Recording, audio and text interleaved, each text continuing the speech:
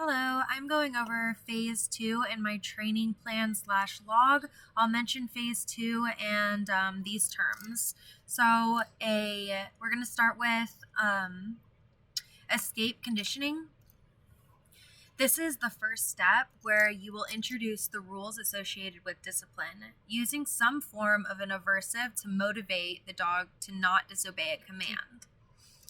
At this point in the training, we will be using a leash and training collar to teach the dog, with as little discomfort and stress as necessary, how to rid himself of a correction before we teach him how to actually avoid it. This process is called escape conditioning.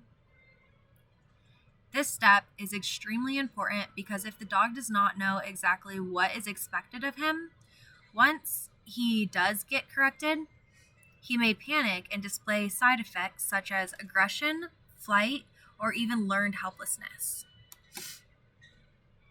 This step does not have to be traumatic, and it can actually go quite smooth if the exercise is well thought out and the communication to the dog is good up to this point. The next one I mention is conditioned punisher. First, I'll explain what an unconditioned punisher is. An unconditioned punisher is a consequence which naturally is undesirable to a dog.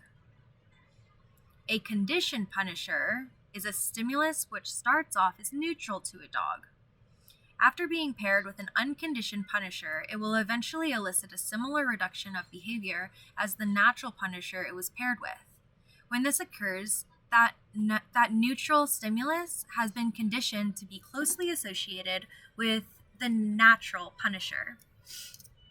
It can be used by itself as a consequence to reduce a behavior and therefore can be called a conditioned punisher. The last one is avoidance conditioning.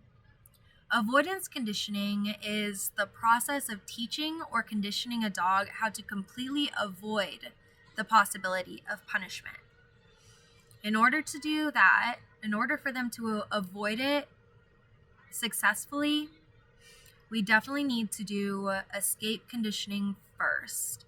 Because if they don't know what's expected of them when what we're teaching in the escape conditioning, where to avoid the correction, this is where you're making a mistake, they won't know to avoid it. They won't know what to avoid. And that's where the conditioned punisher comes in hand. We give them that conditioned punisher that's not the real punisher or correction. It's just kind of a warning, like, hey, you're doing something wrong, where we're communicating to the dog, really, hey, that's not right.